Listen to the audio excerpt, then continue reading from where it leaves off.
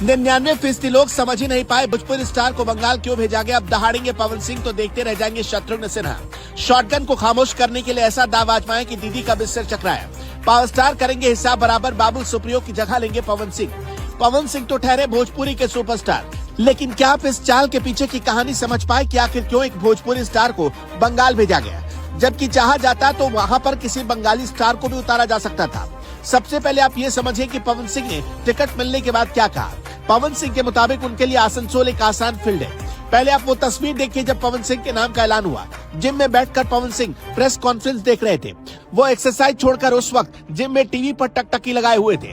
तभी जैसे ही उनके नाम का ऐलान हुआ, राम भक्त पवन सिंह फौरन भगवान राम, गणेश जी और माँ दुर्गा जी के चरणों में झुक गए और प्रणाम करने लगे। फिर वहाँ पवन सिंह जिंदाबाद का नारा लगने लगा। पवन सिंह ने कहा, मैं तो शुरू से यही कहता आया हूँ कि भोजपुरी भाषा को जहाँ कहीं भी सुना जाता है और बोला जाता है वो मेरा घर है। मुझे पूरा भरोसा है कि हम आसनसोल जाएंगे और मुझे जनता का भरपूर प्यार मिलेगा। मुझे दिल से लोगों की सेवा करनी है। पश्चिम बंगाल की आसनसोल सीट काफी चर्चित सीटों में से एक है।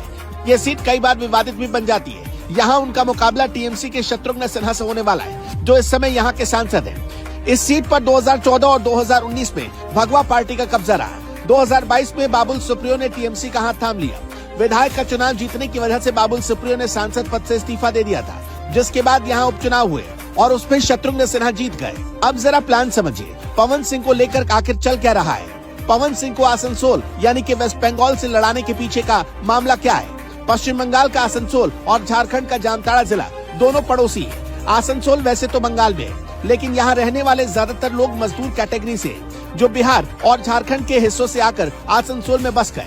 यहाँ पर एक रेलवे का रैक पॉइंट है जिसमें कोयले की ढुलाई होती है, और वो भी बहुत बड़े पैमाने पर। साथ ही इसके आसपास कोयला खदान भी मौजूद है, जहाँ मजदूर काम करते हैं। ये मजदूर अच्छी तरह हिंदी बोलते हैं और समझते भी हैं, और इनके बीच भोजपुरी भाषा भी काफी पॉपुलर है। आसनसोल की करीब 73% आबादी भोजपुरी और हिंदी या तो बोलती है या अच्छे से समझ लेती है। आसनसोल हमेशा से ग्लैमर को आकर्षित करता रहा है। बाबुल सुप्रियो पहले यहाँ से जीते, फिर सीट खाली हुई तो दीदी ने शत्रुघ्न सिन्हा को यहाँ से चुनाव मैदान में उतार दिया।